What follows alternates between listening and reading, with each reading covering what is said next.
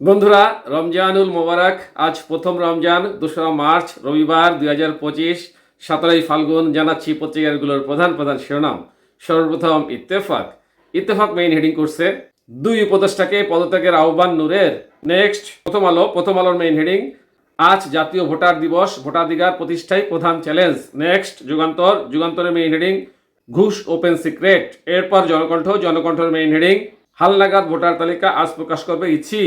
Next ইনক্লাবের main heading, নতুন দল হাজারো স্বপ্ন। এরপর আমাদের সময় মেইন হেডিং, সেকেন্ড রিপাবলিক, গণপরিষদ ও ইনক্লাব জিন্দাবাদ। নেক্সট সমকালের মেইন হেডিং, ইউক্রেনে যুদ্ধবন্ধের আশায় গুড়ে বালি। নেক্সট জায়দিনের মেইন হেডিং, সোনার দাম কমেছে। এরপর মানবজমিনের মেইন হেডিং, নতুন দলের বার্তা নিয়ে ধোঁয়াশা, কৌশলে নির্ধারণ তৎপরতা।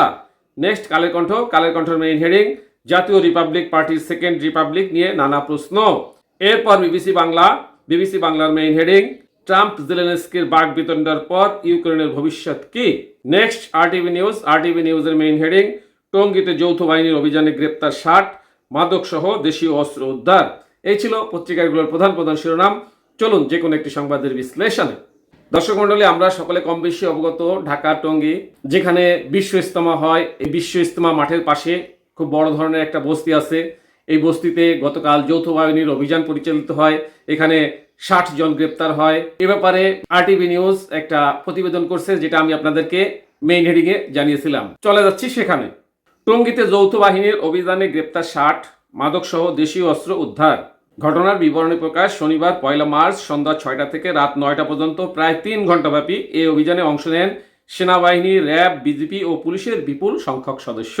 বিষয়টি নিশ্চিত করেছেন গাজীপুর জেলা প্রশাসনের সিনিয়র সহকারী কমিশনার ও নির্বাহী ম্যাজিস্ট্রেট মোহাম্মদ রায়হানুল ইসলাম। সরজমিনে গিয়ে দেখা যায় যে ছিনতাই, মাদক ও সন্ত্রাসী কার্যক্রম প্রতিরোধে যৌথ বাহিনী পরিচালিত অভিযানে টঙ্গীর মাজার বস্তির বিভিন্ন ঘরে তল্লাশি চালানো হয়। এ সময় দেশীয় অস্ত্র, মাদক ও মাদক সেবনের কাজে ব্যবহৃত বিভিন্ন সামগ্রী উদ্ধার করা হয়।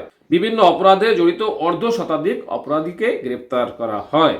এ বিষয়ে নির্বাহী ম্যাজিস্ট্রেট জনাব রায়হানুল ইসলাম বলেন, আপনারা জানেন মাজারে যে বস্তি আছে সে বস্তিতে সন্ত্রাসী কর্মকাণ্ড ও ছিনতাই, রাহাজানিতে এসব এলাকায় অনেক মানুষ জড়িত। তিনি বলেন, সুনির্দিষ্ট তথ্যের ভিত্তিতেই আমরা এখানে বিভিন্ন ধরনের মাদক দ্রব্য উদ্ধার করেছি, দেশীয় অস্ত্রশস্ত্র উদ্ধার করেছি, বেশ কিছু চিহ্নিত সন্ত্রাসীদের গ্রেপ্তার করতে সক্ষম হয়েছি, যার ফলে এখানকার জনজীবনে স্বস্তি ফিরে আসবে এবং আইন শৃঙ্খলারও অনেক উন্নতি হবে। এ ধরনের অভিযান সামনে আরো অব্যাহত থাকবে বলে তিনি আশাবাদ ব্যক্ত করেন। সাথে থাকার জন্য ধন্যবাদ। আসসালামু আলাইকুম।